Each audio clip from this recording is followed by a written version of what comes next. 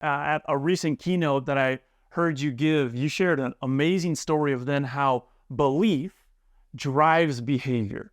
That the stronger the belief, the stronger the consistent behavior can be. Will you go and share that with everyone? Yeah, so there was a young man that grew up on the western side of the United States in California. And unfortunately, he grew up in a broken home. So his father was in prison. His mother was an addict, I believe. But so it was struggling, and he grew up seeing all this. That was his environment. And so what do you think he believed? Well, probably that he was heading down the same path.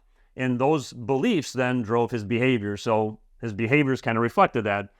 Started hanging out with the wrong people, started getting involved with drugs and alcohol, stopped going to class, stopped going to school altogether. So his mother obviously loved him and tried to get him back on a good path and asked him to do one favor, one promise, and that was to take the SAT.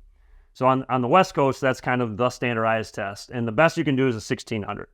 And so he loves his mother, so he follows through on that promise. He takes it. Months later, he gets the results in the mail, and he opens up his letter, and he's reading through it. He gets towards the bottom, and in bold is a score. He looks at his score, and he scores a 1470 out of 1600. Now, over 1,000, you're pretty smart. 1470, it's almost perfect. You're brilliant. So he's all excited. He takes a letter. He runs over to his mom. His mom looks at the letter, looks at the score, looks at him, looks at the score, looks at him, and then the first thing out of her mouth was, "Did you cheat?"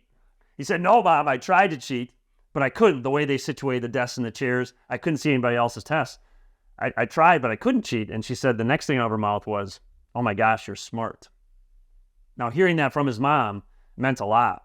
And then the score gave him evidence. So he started to believe, I am smart.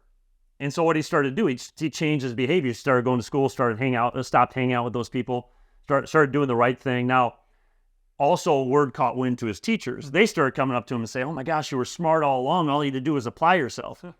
Now, he had dug himself such a hole that he couldn't get into college, but he could get into a junior college. Did well at that junior college, got into Kent State University, graduated from Kent State University, and became a successful magazine entrepreneur. Ended up getting married and having 2 kids, had a great life.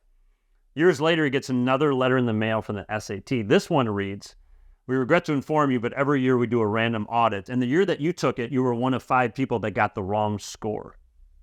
You actually got a 740, not a 1470. So when a lot of people hear that story, they think, oh my gosh, the score changed his life.